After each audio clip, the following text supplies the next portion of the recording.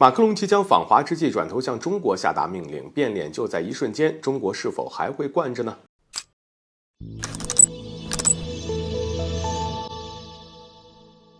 大家好，欢迎来到赵特养观察室。法国驻华大使罗良曾透露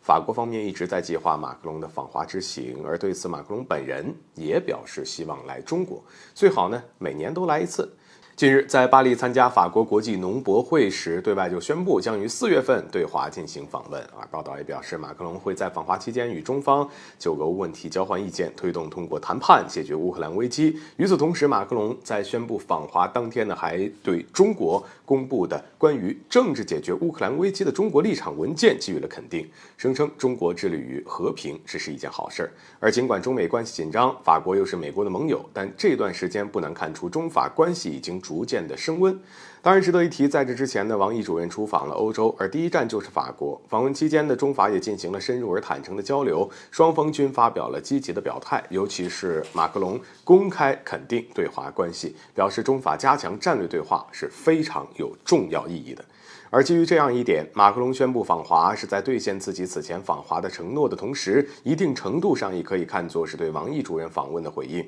对此，按理说呢，马克龙的此次访华行程呢，必然会促进中法两国关系的进一步发展。可偏偏就在这么一个积极且友好的背景下，马克龙又作妖。消息又显示呢，在对记者发布自己访华的行程时，他还表达了对中国帮助向俄罗斯施压，以尽快结束俄乌冲突的期望。中国必须帮助他们向俄罗斯施压，从而使俄罗斯永远不会使用核武器或者化学武器。他强调呢，中国致力于为俄乌冲突带来和平是一件好事，但话锋又一转，又扬言想要让战争停下来，就必须要阻止俄罗斯对乌克兰的侵略行为，立即从乌克兰境内撤军，尊重乌克兰领土和主权完整。这样的一番话与美国的威胁又有什么区别呢？马克龙这个意思很明显就是在向中国下达命令，要求中国去向俄罗斯施压，从而让战争停下来。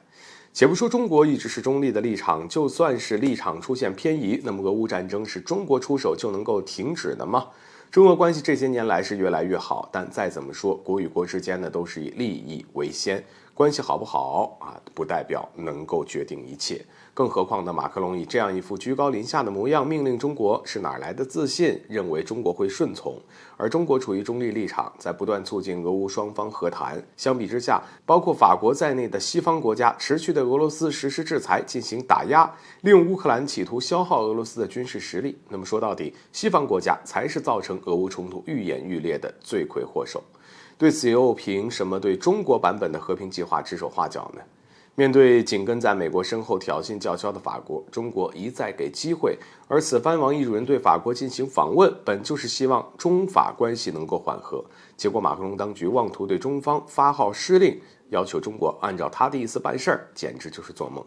那么果然西方国家变脸就在一瞬间。当然，俄乌冲突持续至今呢，停火止战已经是刻不容缓了。马克龙如果还是没有体现一个大国领导人应该有的担当，继续把矛盾对准中国，那么再惯着也是不可能的。就如网友所言，不欢迎不友好的国家来访，而此次最好先把马克龙晾在一边。好了，本期节目就到这里，欢迎点赞转发，留下您的精彩评论。